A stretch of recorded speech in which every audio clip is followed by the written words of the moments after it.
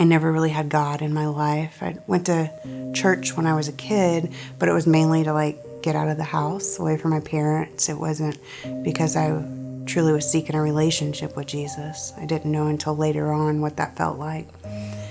So my first memories of my parents just fighting. They were real dysfunctional, drugs and alcohol. And by the time I was 11, they got divorced. It was really hard after that. I went to live with my mom, and I didn't see my dad real often.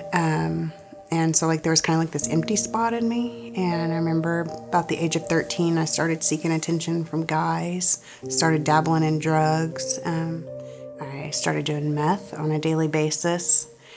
It was just like this dark pit. I remember just I hated everything.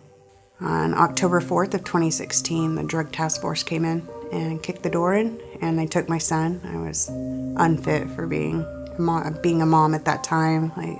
Instead of stopping what I was doing and turning and trying something different, I spiraled into a huge federal indictment. On November 23rd of 2019 was the day that Jesus saved my life. Everything changed that night. I thought I would spend the rest of my life in prison, but I knew I wasn't going to die, and I was going to be given a second chance. And I met this sweet lady when I was in jail, and she started reading the Bible with me, and things started to change. I had went to Guiding Light Ministry for one day in December of 2016 when the initial trouble started, and I wasn't ready at that time.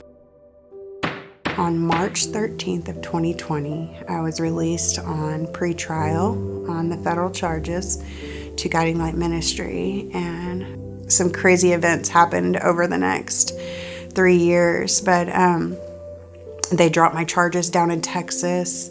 5 years to the day that I lost my son, October 4th of 2016. October 4th of 2021, Kyle was given back to me. It was 5 years to the day that he was taken away. 5 is the number of grace. You know, it's another way God was showing his love to me. One act of obedience, one decision to give my heart to Jesus, and it changed everything. I was facing a minimum of 10 years in prison. The prosecutor recommended 20 to 30, and I was guilty.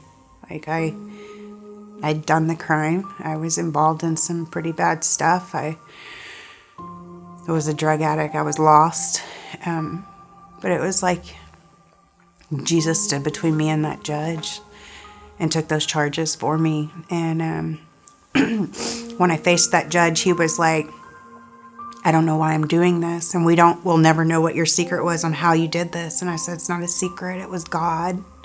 You know, God changed my life. And I walked away with 5 years probation.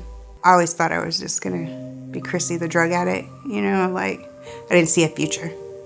And Guiding Light was an opportunity to rewire my brain. You know, I learned scripture. And there's a scripture that says, write it on the tablet of your heart. It's in here now. And, you know, I love the Lord with all my heart. I love my church family. I still very much connected with Juliet and the girls. Like every chance that I get to go over and love on them. And it changed my life.